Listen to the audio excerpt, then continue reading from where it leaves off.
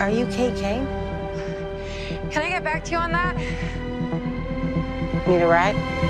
Welcome to MsMojo, and today we're counting down our picks for the times when actors left shows and the new actor or entirely new character created in their place just didn't measure up. And it's not even mine, it's his. His? That's my dead brother. Oh. I'm sorry I made you spill him. Number 10, Colleen Cooper, Dr. Quinn, medicine woman. You're a real doctor? That's right. You went to college and everything?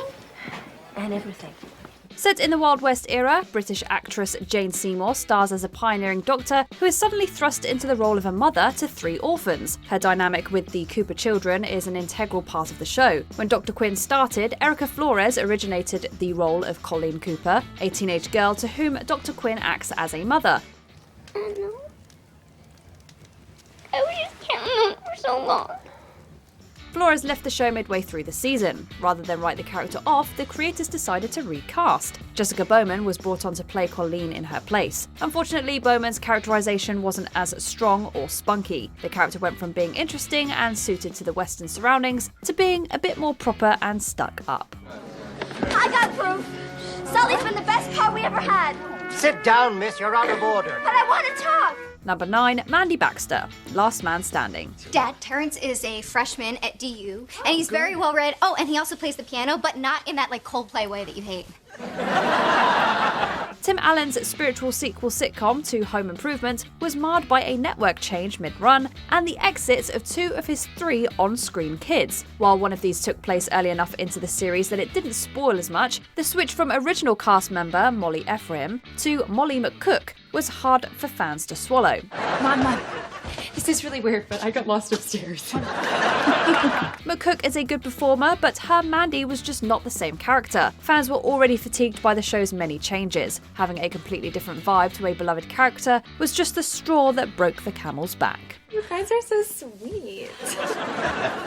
Number 8, Kate Kane, Batwoman. I needed to catch Gotham's most dangerous thief. Batcave to Batwoman. How long have you waited to say that? Honestly, just came to me 2 seconds ago. So. What do you want? Original star Ruby Rose's time on the DC series was not the easiest. Her casting was controversial from the start, but once she made her debut as Kate Kane, aka Batwoman, she won some fans over. If I'm going to embrace the Bat, then I'm going to have to embrace hiding a part of myself from the outside world. And then between the first and second seasons, she suddenly departed the series entirely. The reasons for Rose's departure has been a source of contention ever since. Batwoman's creators didn't just recast her, they moved Kane out of the lead character spot. Javicia Leslie would join the show as Ryan Wilder, a new Batwoman, and Wallace Day would play Katie on a recurring basis. This robbed the show of much of the tension and character dynamics it had built over its first year. I'm locked in a room. What room? A basement, a cell.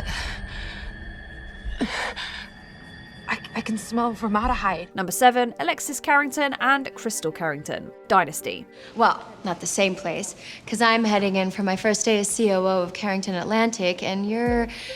Do you even have an office yet? The CW reboot had the potential to bring 80s tastic catfights and backstabbing billionaires into the 21st century. However, a series of rotating cast exits dogged it from its second season. First, it lost one of its main protagonists in Natalie Kelly as Crystal Carrington. The character would be played by 2 more actresses before its 5th and final season. Star Elizabeth Gillies was at one time doing double duty as 2 characters. When Alexis Carrington actress Nicolette Sheridan left halfway through the second season, Gillies was pulling double duty playing her original role and her on-screen mother. You are the one on the right, in case you're confused, and if you think a pair of sunglasses and a dark lip will be enough for me to let this go, then your face isn't the problem, Mother. Your brain is. Alexis's final performer, Elaine Hendricks, would have been an incredible choice from the start. Unfortunately, a constantly shifting ensemble made it hard to become too attached to some major characters. It's burnt. The champagne was obviously frozen in the bottle at some point. Number 6, Harriet Winslow, Family Matters. Treating you like a child? I'll stop treating you like a child when you stop acting like a child. Now go to bed. You're grounded for a month. In its final season, the show switched networks and saw a major cast shakeup. This quintessentially 90s sitcom saw a lot of overhauls even from its early years. People don't always remember that it was originally devised as a Perfect Strangers spin-off about Jo Marie Payton's character, Harriet Winslow. But after years of the show becoming overtaken by Steve Urkel and star Jaleel White, tension between the two finally boiled over. Reports that the two nearly came to blows in the final stretch of episodes led to Payton quitting mid-season. He didn't have the etiquette that maybe I and some others had. There was one time he actually wanted to physically fight me. I was going to go in and whip his behind. Her role was taken over by actress Judianne Elder. With only a few episodes left, viewers had no time to grow accustomed to Elder, and Family Matters ended its run with an awkward fizzle. Greetings, Oh, Steve, everybody's talking about you. You're a hero. Oh, pshaw. Number 5, Chrissy Snow, Three's Company. Oh, the carpet, it's ringing. No, it's not, it's the telephone. John Ritter, Joyce DeWitt, and Suzanne Summers were a dream team when it came to comedy mishaps. Ritter was the goofy playboy, DeWitt was the clever brunette, and Summers was the archetypal dumb blonde. But contract disputes saw Summers shoved out after the hit show's 5th season. She was replaced by Jenna Lee Harrison, who played Chrissy's cousin, Cindy. Boy, everybody thinks I'm a klutz, but I'm not. I took these down, vacuumed them, and put them back up again without a hitch. Unfortunately, it really became apparent just how savvy and gifted a performer you have to be to play a believably naive character like that. Harrison didn't last long, and while Priscilla Barnes was a good replacement for the show's last few seasons, none of them could compete with Chrissy or the TV icon who played her. How'd you get your clothes on so fast? What? Another innocent. I know what you were doing. Putting up a shower curtain? That's right. Number 4, Becky Connor, Roseanne. Is this supposed to be dinner? No, this is the cocktail hour before dinner. These beings are totally lifeless, Mother. The Connors were always believable as a working-class Midwestern family. The 3 children represented totally different responses to that upbringing, with Becky Connor being the gifted eldest sibling, destined to achieve great things despite her background. Original star Lacey Goranson also played the character's dissatisfaction with her life in a incredibly bratty way, but Sarah Chalke replaced Goranson in Roseanne's 6th season. No. I got half a plain one over here. Okay. Thanks, Dad. Cheer up, honey. Chalke would be great on Scrubs a few years later, but her Becky doesn't have the same bite or resentment. Goranson would return to the role once the show was rebooted in 2018. And I can see why you picked me. I mean, look at us. We could be the same person. God, I mean, it is like looking in the mirror before I put my makeup on. Number 3, Charlie Harper, 2.5 Men. How did you cook the meatloaf?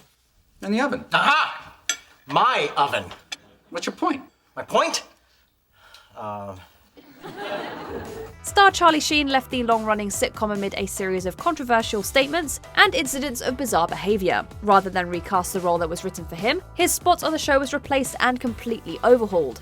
But I think we can all agree that Charlie lived life to its fullest and gave it everything he had. Gave me herpes.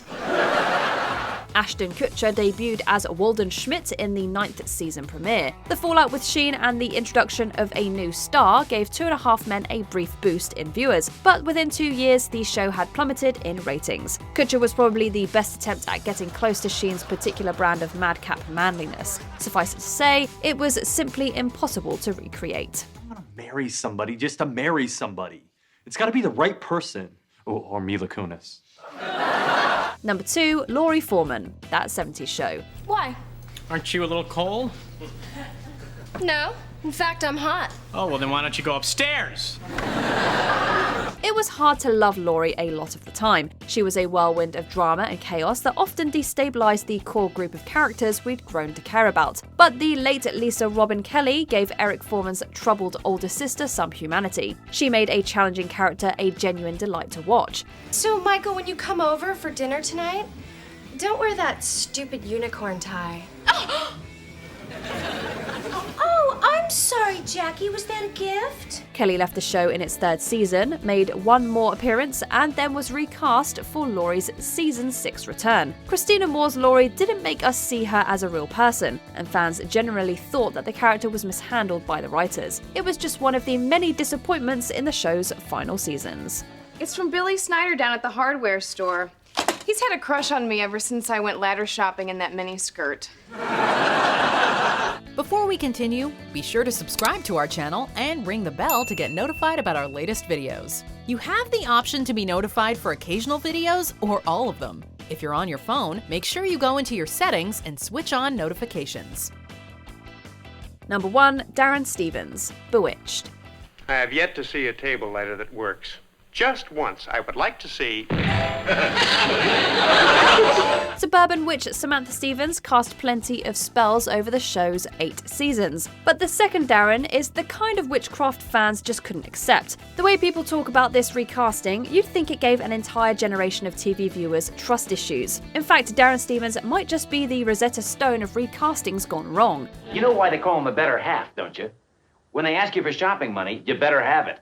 That's what a wife is. Someone to spend with the rest of your life.